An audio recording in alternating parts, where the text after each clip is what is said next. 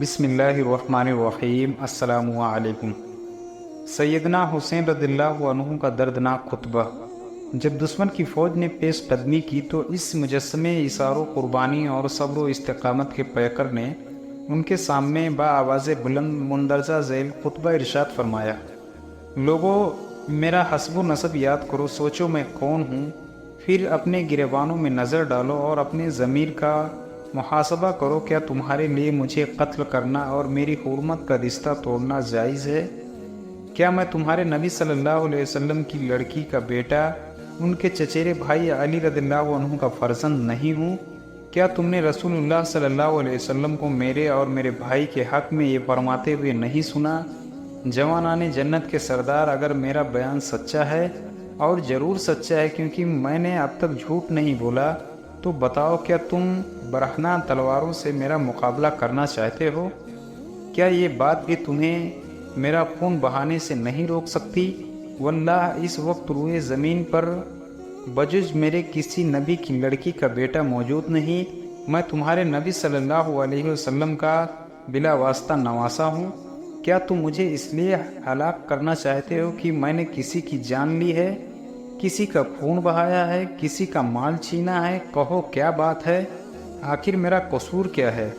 آپ نے بار بار پوچھا مگر کسی نے جواب نہ دیا۔ پھر آپ نے بڑے بڑے پوپیوں کو نام لے کر پکارنا شروع کیا: اے سیس بن ربیعہ، اے حجاج بن وجد، اے قیس بن اساس، اے یزید بن حارث، کیا تم نے مجھے نہیں لکھا تھا کہ پھل پک گئے، زمین سرسبز ہو گئی، نہریں ابل پڑی؟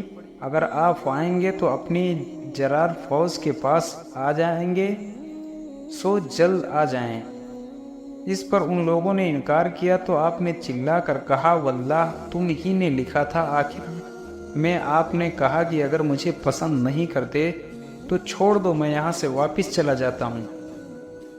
قیس بن اساس نے کہا: آپ اپنے آپ کو اپنے امزادوں کے حوالے کر دیں۔ اس کے جواب میں آپ نے فرمایا: واللہ میں ذلت کے ساتھ کبھی اپنے آپ کو ان کے حوالے نہ کروں گا۔ جس وقت ابن سعد نے فوج کو حرکت دی تو حر نے ان سے کٹ کر علیحدہ ہونے لگا تو جر بن اوس نے اس سے کہا: مجھے تمہاری حالت مشتبہ معلوم ہوتی ہے۔ حر نے سنجیدگی سے جواب دیا: خدا کی قسم، میں جنت یا دوزخ کا انتخاب کر رہا ہوں۔ باخدا میں نے جنت منتخب کر لی ہے۔ یہ کہہ کر گھوڑے کو ایڑ لگا کر لشکر حسین میں پہنچ گیا اور نہایت ہی عاجزی اور انکساری سے معافی کا واستوگار ہوا۔ آپ نے اسے معاف فرما دیا۔ اس واقعے کے بعد عمرو بن سعد نے کمان اٹھائی اور لشکر کی طرف یہ کہہ کر تیر پھینکا کہ گواہ رہو، سب سے پہلا تیر میں نے چلایا ہے۔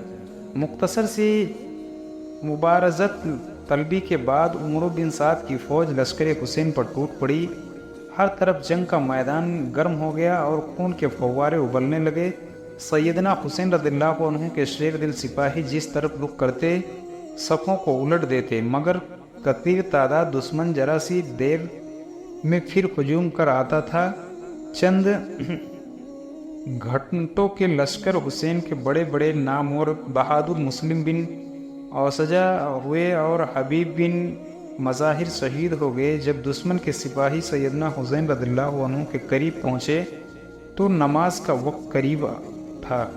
آپ نے ابو امامہ سے فرمایا: دشمنوں سے کہو کہ ہمیں نماز کی مہلت دیں، مگر دشمن نے یہ درخواست منظور نہ کی اور لڑائی بدستور جاری رہی۔ خدا حافظ۔ وآخر دعوانا الحمدللہ رب العالمین۔